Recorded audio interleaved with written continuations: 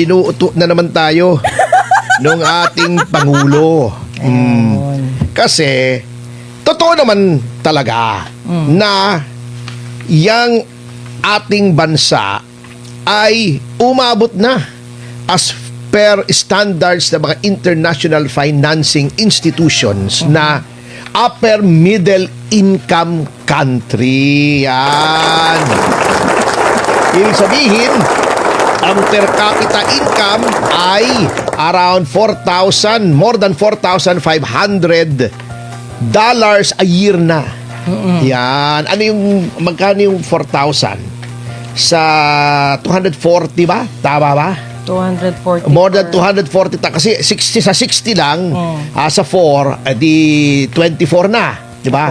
6 times 4 24, tama? Oo. Mga 260,000, 270,000 isang taon. Sa makatuwid baga ay more than 20,000 pesos a month ang average, Hindi ko sinasabing lahat ganon. Average. Pag tinipon-tipon nyo lahat ng kinikita ng lahat ng tao ay ganon ang average at dinivide nyo sa number ng populasyon. So annual per capita income ay mga 2,600 more or less US dollars na. So palakpakan.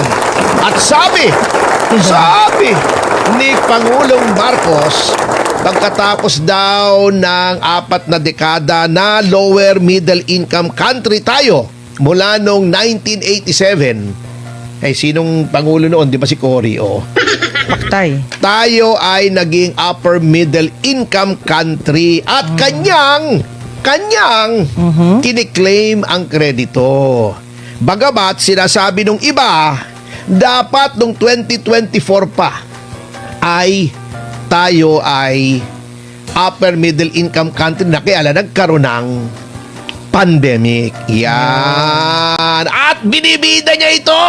Ito daw ay vote of confidence sa ating bansa at umuunlad na daw tayo dahil upper middle income country na tayo. Ang ating pag-aralan, mga magulang at mga kapatid, ay ito bang paglaki ng per capita annual income ng ating bansa ay nangangahulugan na tayo ay umuunlad na? Hindi po. Tignan natin. Okay. Tingin ko lang. Gumawa tayo ng halimbawa na madaling maunawaan. Sa isang kabahayan, in a household, Opo. halimbawa, nanay at tatay, may mga anak, di ba? Yan.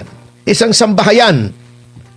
Dati, ang kita mo ay 50,000 isang buwan. Okay? Bigla kang kumita. Tumaas ang kita mo, naging 100,000 a month. Opo. Sa makatuwid bagay, 1.2 million a year. Okay. From 600,000 a year, naging 1.2 million a year. Di ba? Sa unang tingin, umuunlad ang antas ng buhay nitong sambahayan na ito. Opo. Ngunit, kita lang ba? Income lang ba ang kailangan tingnan kung umuunlad o hindi? Hindi, syempre. Okay. Naging 1.2 million nga ang iyong income isang taon. Ang utang mo naman ay 10 milyong piso. May utang kang 10 milyon piso. Opo. Asenso ba yon? Hindi po. Hindi. Kasi kailangan mong bayaran yon. Yan. Kailan mo mababayaran yung utang na yon? Sa 1.2 billion, sa 100,000 a month, hindi naman pwedeng ipambayad mong lahat yon. Hindi. Ng utang. Di ba? Opo. Siyempre, may kuryente, may tubig, pagkain, kung may sasakyan ka, panggasolina, baka may nihulugan kang sasakyan, naghuhulog ka ng sasakyan, etc., etc. Sabihin mo na, sa 100,000 ang available na pambayad sa utang ay 20,000 pesos a month. 20,000 pesos is times 12. 240,000 lamang. Kailan mo mababayaran yung 10 milyon mong utang? May tataas nga yung gastos di ba? Okay. Yun bang utang mong 10 milyon ay lumalaki o hindi? Kung hindi lumalaki, maaring maganda nga ang takbo kasi lumaki yung kita mo, mababayaran mo yung utang mo kung hindi lumalaki yung utang. Lalaki gastos. Yun nga. Ayun Oo. yung nangyayari doon. Okay, di ba ganon? Opo. Ikaw ba ay may ilang pinagkagastusan pa? 100,000 nga yung iyong income kada buwan. Yung 50,000 naman noon ay ninanakaw nung katulong mo. Kada buwan, kinukupit ng driver, nung katulong, di ba? Oo. Ng mga empleyado mo sa opisina. O, maganda ba ang buhay mo noon o hindi? Hindi po. Okay. Yan ang ehemplo natin, di ba? Okay. Ihalin tulad natin sa nangyayari dito na binibida ni Pangulong Marcos kasi wala na siyang maibida eh. Wala na siyang maibida kundi si Secretary Bida ng DOJ. Ayun. Yun lang ang bida. Oo. Okay. Sabi niya, okay, tumaas. Mabuti. Very good. Okay. Pero, yan ba ay pakikinabangan ng pangkaraniwan taong bayan? Okay, yung sinabi natin example kanina. Magkano ang utang ng Pilipinas? Sa kabuuan? Oo. 67.37%. Yan ang utang. Hindi, porsyento yun eh. Porsyento. Ikaw naman Hindi to kasama. 18.55 trillion pesos Yes. ang utang. Opo, foreign debt. Okay. Yun ang utang ng gobyerno. Yun ang babayaran. At yung utang na yun, utang talaga yun, ha? Oo. Hindi yung katulad ng utang ng ina mo, ha? Na yung halimbawa, ng utang sa'yo, siyempre, alam nga naman, tubuan mo yung nanay mo, napakasama mo naman. Hindi pwede yun. Hindi pwede. Utang Oo. ng ina mo, utang ng ina nila, di ba? Oo, utang ng ina nating lahat. Oo. Basta utang. Ayan. Ang utang po ay may interest. So, Yan. lumalaki yung interest noon. Ito lamang sa right now, uutang na naman o umuutang ang ating pamahalaan ng 1.2 trillion pesos. Kaya umabot ng 18 trillion. Kung mapapansin nyo, yun ang sinasabing halaga na ninakaw sa flood control. Okay. So, malaki ang utang natin. Lumalaki nga ang kita ng bawat mamamayan, pero yung yaman ng ating bansa pumupunta sa utang. Okay. So, hindi ibig sabihin lumaki ang kita mo, kung malaki naman ang utang mo, wala pa rin. din. Walay pa Wala rin. din. Walay pa rin. Walay. Okay. Malaki ang gastos mo. Kasi nga, yung flood control na wala naman, halimbawa, nagsusugal ka, parang sugal na rin yung mga ghost project eh, di ba? Gagastos ka sa wala naman na pupunta, di ba?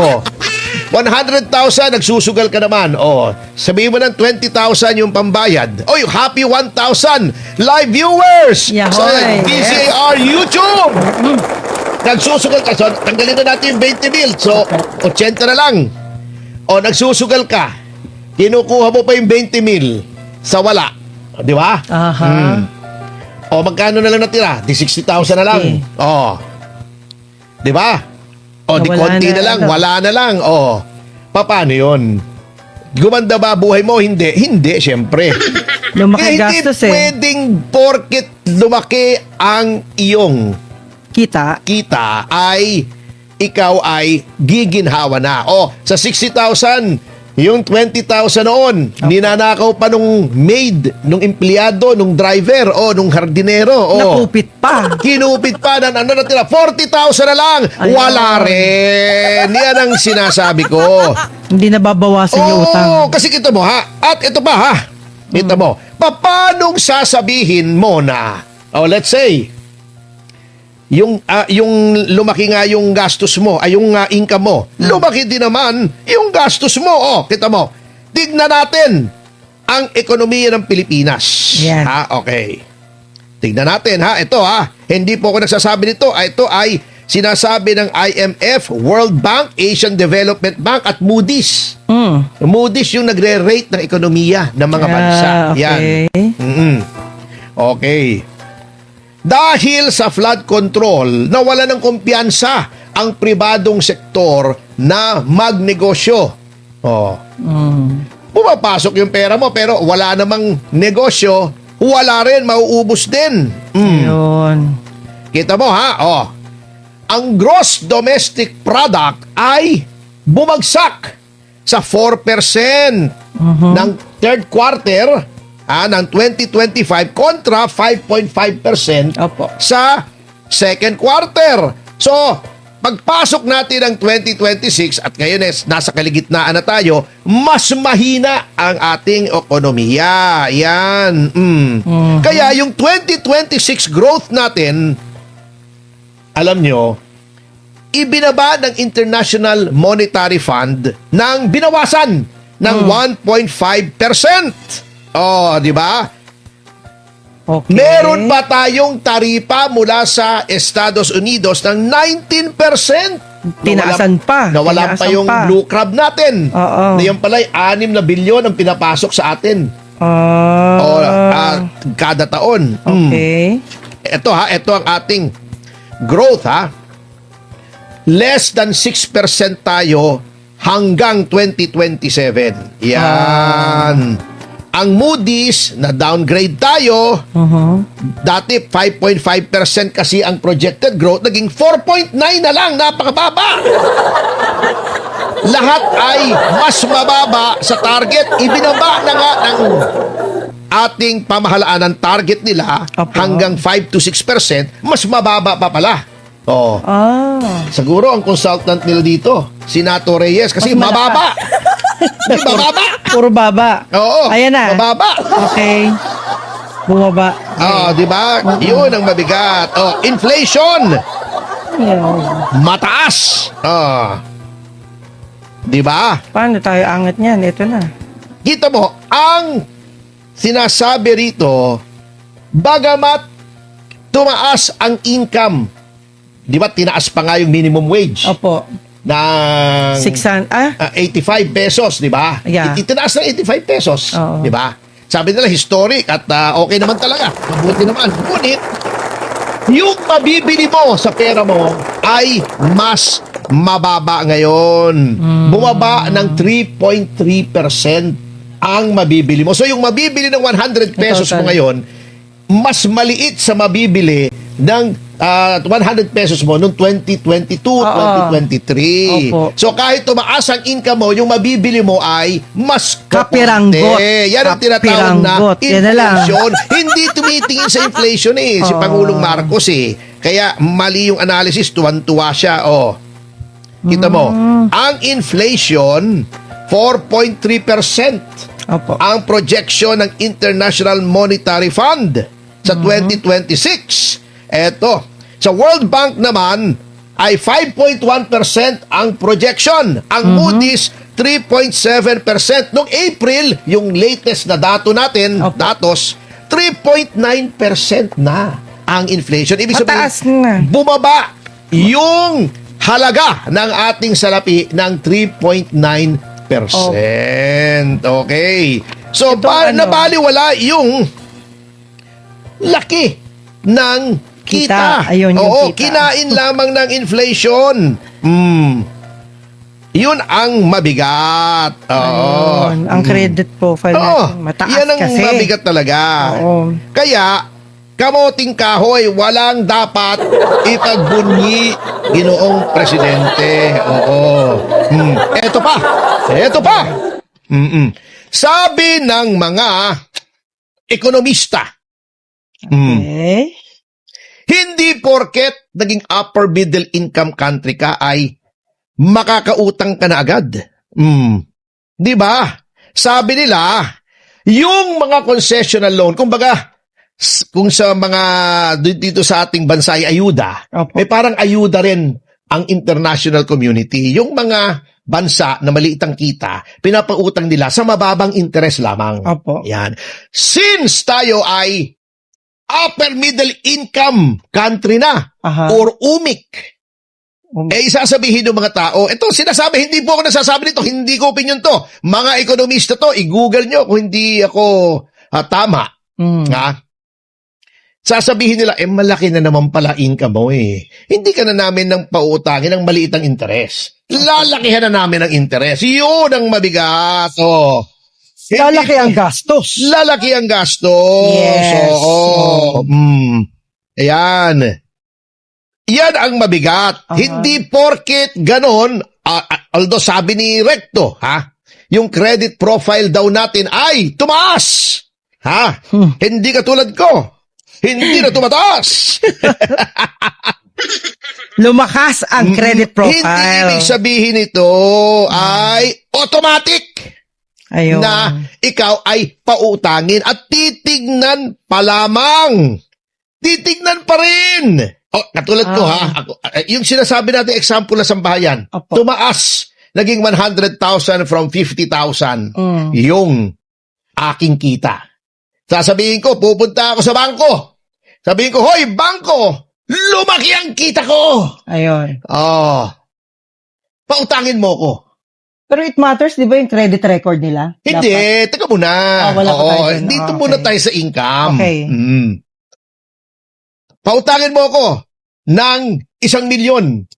O kalahating milyon na lang. Okay. Bakit? Ang kita ko every year 1.2 million. Okay. Kung baka uutangin mo ko ng 500,000, yakang bayaran niya. Di ba? Yakang. Okay. Sabihin ng bangko, ayun, yung sinasabi mo kanina, doon papasok. Ayun. Credit investigation. Dapat Bangko yan kahit sabihin yung mga international financing institutions yan, bangko pa rin yan. Hindi bibigay sa'yo ng pera yan. Lahat ng perang ipapautang sa'yo yan, dapat kumita sila by way of interest. Correct. Diba? Opo. Tignan natin. Okay, tama ka. 1.2 million pesos nga ang kita mo. Tignan natin. Teka muna. Yung bahay mo naman pala nakasanla. Ng 10 milyon, may utang, ng 5 milyon, may utang ka pala sa credit card ng 100,000. May hinuhulugan ka pala. By the way, happy 1,500 live viewers! Thank you, guys! Hinuhulugan ko pala sa sakyan, 20 mil isang buwan. Bago, nagsusugal ka pala. Patay. Wala na. Paano mo ako mababayaran? Wala ka nang masasave. Yes. Wala ka nang ibabayad sa amin. Hindi pa rin kita pautangin. Yun po ang sinasabi. Kita nyo. Eto baka sabihin nyo, haka-haka ko lang to. Parang si Elvis. Haka-haka, burn in love. Haka-haka, burn in love. Hala. Diba?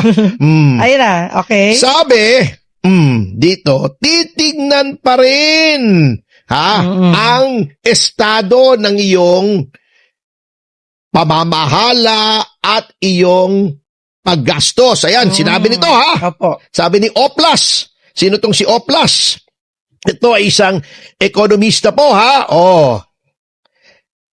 Sinabi niya, if accompanied by weak governance and poor fiscal discipline, hindi ka pa rin pautangin kahit sasabihin mong upper middle income country ka na.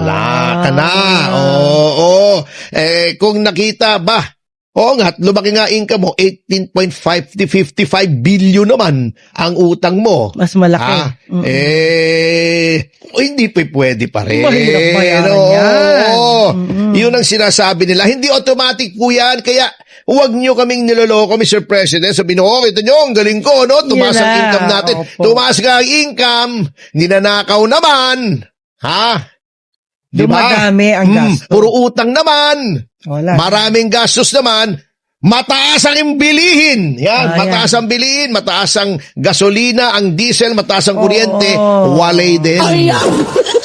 Mr. President, huwag niyo nang ipagmalaki ng mukhang kengkoy lang po kayo, yan ang masasabi ko sa inyo. Mahirap bayaran. At paano magtitiwala sa gobyerno kung selective justice? Natatawa nga ako tawa muna tayo, yan. Yan, Sabayan mo. 1, 2, 3. Yan, Nakakahawa yung tawa mo, Sinasabi pilit nitong administrasyon na ito, wala daw selective justice. Pero, yung sinasabi po namin, kaya kami nagprotesta si Marcoleta, plunder daw dahil tumanggap ng 75 million campaign Oh, funds. campaign funds. Eto ang tanong ko kay Ombudsman. Yung padrino mo ba ay hindi tumanggap ng campaign funds? Oh. Oh, yun lang. Oo. Yun lang. Hindi ba Tanong tumanggap? ng Si mga- Pangulong Marcos ba ay hindi tumanggap ng campaign funds? Parang meron eh. Tingnan Meron. natin, mga kasama. Oh. At anong nangyari doon sa mga tao na nagbigay ng salapi kay Pangulong Marcos? Ayan. Noong siya ay kumakandidato. Umpisahan na po natin. Ito, meron tayong nasilip listahan. na. Ito, verified po ito. I-fact check nyo ako kung ang sinasabi ko ay tama o hindi mali. Teka, pareho lang yata yun, ano? Oo. Oo, to. Ito, Okay. si Melyonario, yung sinasabi ni First Lady na si Melyonario daw. Etong si Melyonario ay nagbigay ng 30 million! Oh. Yun! Oh. Pero yan, di ba? Cash! Cash. Kay Pangulong Marcos para siya ay noong siya ay kumakandidato. Si Pangulong Ayun. Marcos ang kumakandidato, hindi si Mel Robles. Ha? Opo. Mel Anong Robles. naging kapalit?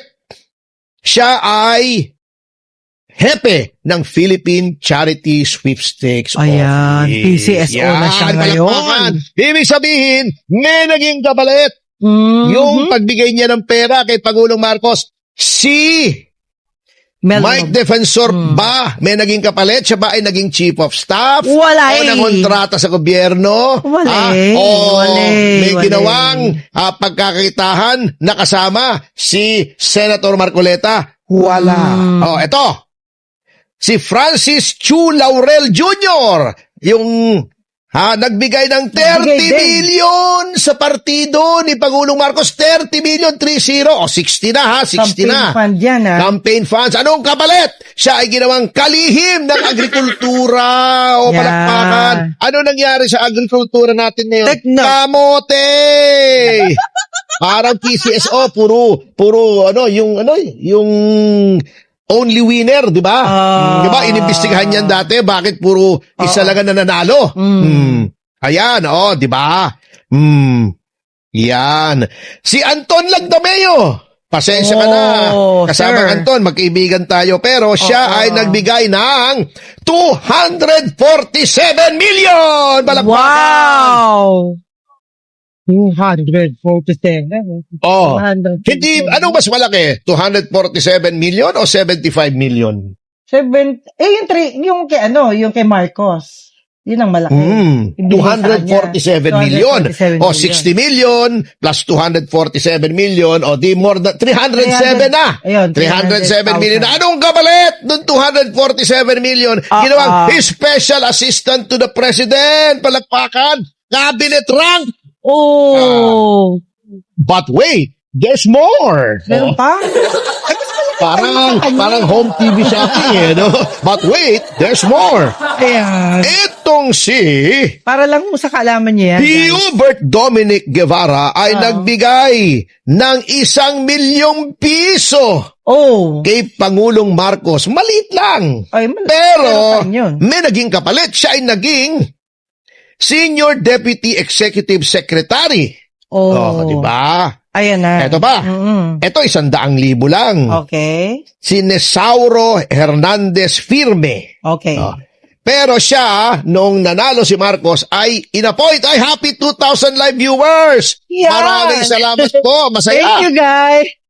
Etong si Nesauro Hernandez Firme ay inappoint sa Judicial and Bar Council, yung namimili ng mga huwes, ng mga lahat pala may maestrado. kapalit eh. Kaya protektado nung ninonominate si Boying Remulla kahit may mga kaso. Palakpakan, napakagaling. Yun yung reason. Meron pa. Ano pa? Ito ay partial lamang ha. Sa Lunes, may ibibigay pa tayong listahan Okay. ng mga tao na nag-donate at napakaraming nakuhang kontrata sa gobyerno. Ayan tuloy. Nakita tuloy ang Si difference. Joben Angtay. Siya ay nag-donate ng 2.9 million sa Okay. kampanya. Hindi na siya nag-angtay ng matagal. na. Etong si Joben Angtay. position din, may position. Oo, hindi na siya nag-angtay. Joben Ng matagal, Angtay. mabilis. Oo. Hindi mabayag. Oo. Hindi, Ay, mabayag. mabagal, diba? Ilocano. Kasi Ilocano si Pangulo eh. DJ Hindi Tibange. mabayag. Oo, Sorry. hindi mabagal. Hindi mabagal. Oo, mabilis. How Hindi na much? Angtay si Angtay. Siya How ay much si Angtay? hindi 2.9. Siya malaki, ay malaki din. inappoint bilang General Manager ng National Housing Authority. Palakpakan, ang gagaling. Pala. Oh, itotal nyo to, more than 300 million ito. Ha? Partial pa lang. Oh, bakit walang investigasyon dito? May kapalit! May kapalit! May kapalit pa. Oh, mamaya tuloy. Sa Monday. Ay, tama, sa Monday. Bago tayo segue sa impeachment trial, tayo po ay magbibigay pa ng mga ehemplo. Ayan. Hindi ba selective justice yan? Okay. Di ba ang yabang-yabang noon ni Boying Remulla? Opo. Sabi niya, mayroong 30 mga kongresista na iniimbestigahan kami tungkol sa flood control. Ang tagal na po noon, ka-appoint lang niya. Pakitang gila siya nasaan. Talaga. Meron ba? Wala pa. Di ba? Bakit? Nauna pa, yung mga nagtatanggol sa kabayan ng bayan, yung mga nagdidemanda dahil sa katiwalian, yung naghahayag, nag-expose ng katiwalian, yun pang didemanda nyo ng plunder. Sila pang Anong hinaharap. klase yan? Kaya nga inuuna nyo pa si Robin Padilla, anong obstruction pinagsasabi? Hindi maintindihan tong mga ito, Sinabi na ni John Vic kung hindi daw naman siya pumunta ron para mang-aresto. Saan Wala daw libre namang yan aresto. galing? Saan ang obstruction of justice? Walang warrant. Questionable pa yung warrant. Mga tirada nyo naman di ba? Okay, eto pa di ba? Confidential funds sila ng confidential funds kay VP Sara. Opo. Ito, yung magkapatid na Remulla, noong si Boying ay nasa DOJ at hanggang ngayon naman, nasa DILG si John Vic. Magkano ang confidential funds ng DOJ? 500 million, more or less. Magkano ang DILG? 500 million, more or less. Bakit walang investigasyon dito? Tama ba? Naayos ba yun? 1 billion ang total niyang dalawa magkapatid. Wala. Kanya nga. Yun ang sinasabing selective justice. Ang dami-daming mga congressmen, mga senador ang tumanggap ng kontribusyon sa mga contractors. Mga contractors na ngayon ay sangkot sa flood control. Pero bakit wala? Imbestigahan nyo rin. Bago sasabihin nyo, hindi selective justice, inuuto nyo kami. Hindi naman kami ang taong bayan po matalino na, hindi na pwede mga pakyut-pakyut nyo dyan. Ayan.